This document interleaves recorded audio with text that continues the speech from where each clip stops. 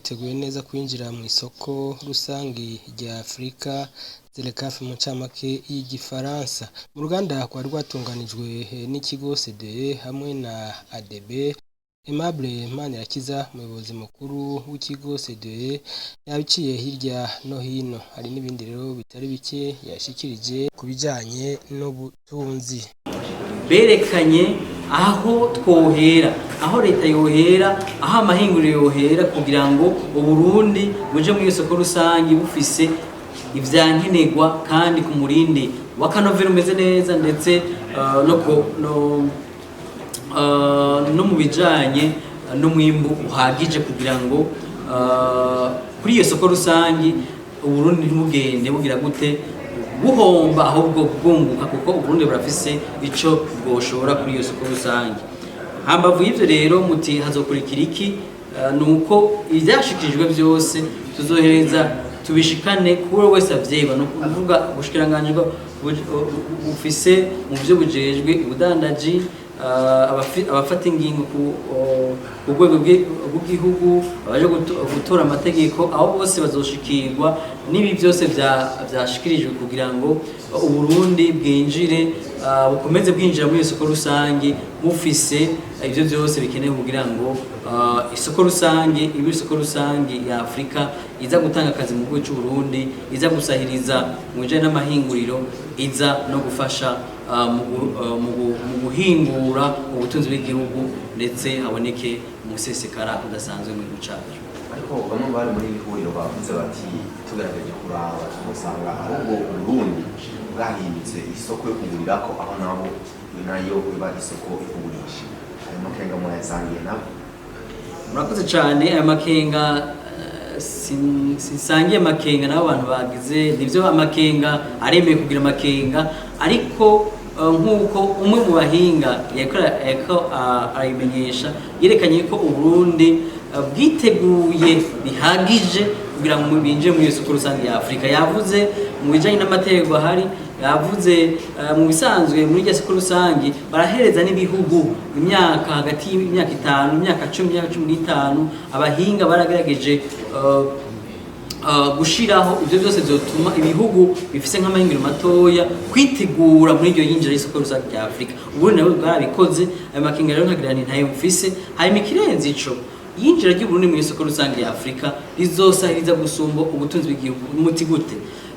Yinjira ry'Uburundi muri isoko rusange hariho byinshi kumbura Uburundi budafise. Umwe mu bafashe amajambo yagize ati turafise nk'ikibazo c'isukari. Muri yinjira y'isoko rusange ya Afrika Uburundi ntibuzoba bwifise gusa isukari itangwa na Susumu. Uburundi buzoronka isukari kumbura itangwa n'ayandi mahinguriro atandukanye, kubera ko Uburundi bwuguruye isoko y'Uburundi, ikuguriye iyo soko kugira ngo habe ihiganwa. Mu gihe haba higanwa, si Susumu gusa ibaho, si ya ma imposition y'amatagisi n'amakuru usanga atuma wawe unazanye isukari kwihanze agira ikibazo, ugasanga ya sukari azanye naho yari akanovera, ya sukari naho yari ikenewe mu gihugu, abantu bashobora kuyihereza kubera ko habayeho inzitizi zijanye n'amatagisi, zijanye n'umwanzi n'impapuro. Rero injira ry'Uburundi hayakunguka, kuko hambavu y'ivyo tubura ku isoko hano mu Burundi tuziza tubironke bigwiriye bifise akanovera. Ariko ikirenze ico nuko bizofasha wa muguzi mutoya mu Burundi afise amikoro makeya gushikira ca kidandazwa, ca kinyobwa vyoroshe igiciro gitoya kandi gifise akanovera, kubera ko Uburundi bwinjiye muri isoko rusangi bikemera yuko za Susumu zibaho ari 20, za Brarude zibaho ari 50, hanyuma bakinjira ku isoko bagahiganwa. Uburundi bukunguka mu matagisi n'amakori, ariko kandi umuguzi mutoya akabonera akayo kumujanye n'ivyo binyobwa n'ivyo bifungwa. Ariyo Aimable Manirakiza aranashikiriza imirwi y'abantu batumiwe muri iki kiganiro. Duheje gutunganya ihuriro ku bijanye n'umwidege mu byo guhanahana ibidandazwa hano mu gihugu cyacu cy'u Burundi. Iri huriro nivyo byatunganije n'ikigo CDE na ADB, mugabo cahuje abahinga batandukanye bavuye mu makaminuza atandukanye, cahurimo kandi ndetse n'abikorera twabo twakwita secteur privé, amahinguriro, ubushikiranganji butandukanye na cyane cyane ubushikiranganji bw'ubudandaji, harimo ndetse n'abaje baserukira imigwi itandukanye yorohereza canke ikurikirana ku munsi kukorosha ibidandazwa mu Burundi. Hanyuma ndetse harimwo ndetse n'abasanzwe bakora ku munsi muri ico gisata cyo guhana ibidandazwa mu gihugu cacu c'u Burundi. Aha ntibagiye ndetse n'abahinga b'amesha makuru twari kumwe kugira ngo badufashe gushikana kure abatashoboye gushika hano hino kuri iro rya mbere rihagaze uko mbega hohanwa ibidandazwa gute, vyogenda gute,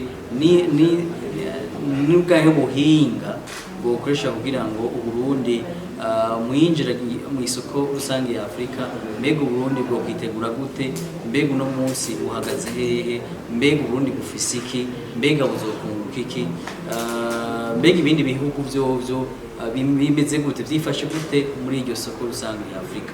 Ivyo rero nivyo twahagaze kuno munsi, ariko kandi twerekanye ndetse inzitizi zihari zijanye n'ivyo twokwita haba ubuziranenge, haba amategeko, haba mu bikika mukiza mu gushiraho ingingo zitajanye n'injira ry'Uburundi muri soko rusange ya Afrika. Hakaboneka abantu usanga bafata ingingo batisunza amategeko canke bakishiraho izindi ngingo zitigeze ziboneka canke igihugu zitigeze zishiraho ico twita barriere tarifaire. Aho kandi hakaba ariho ndetse n'izindi nzitizi zihagaze kutamenya ibihari no munsi.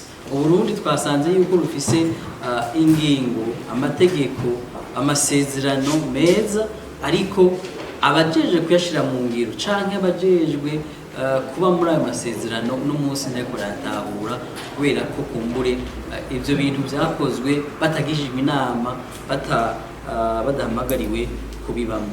Twisunze ivyigwa vyashikirijwe n'abahinga, Uburundi burafise ivyo busanzwe buhingura na cyane cyane nk'ikawa, icayi, ipampa, ariko ivyigwa cyane cyane vyagarutse aho twerekanye ivyo Burundi bufise mu ntara zitandukanye, haba mu burengero, mu buraruko, mu burengero, aho hose Burundi burafise ivyo bushobora gushora ku isoko rusange ya Afrika.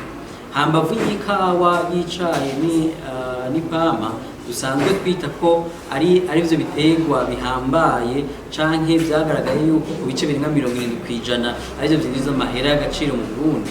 Hari n'ibindi biterwa hano vuga nk'imicungwe, za manderena, za pasteke, imyumbati, ibitoke, amavuta y'ibigazi n'ibindi bitandukanye tuza gusanga mu bisata bitandukanye mu mpande zitandukanye z'igihugu cy'u Burundi, tutibagiye ndetse n'ahepfo imbo aho dusanga dufise ikiyaga Tanganyika dusanga kirimwo amafi. Ivyo vyerekana yuko mu kiyaga Tanganyika gifise ubwoko bw'amafi burenga 200. Iyo byose ni ibintu Burundi busanzwe bufise bushobora gutanga ku isoko canke kugurisha ku isoko rusange ya Afrika. Nivyo Uburundi nivyo naho ufise ivyo bintu bitandukanye kuri iyo soko rusange ya Afrika dushobora gutwarako.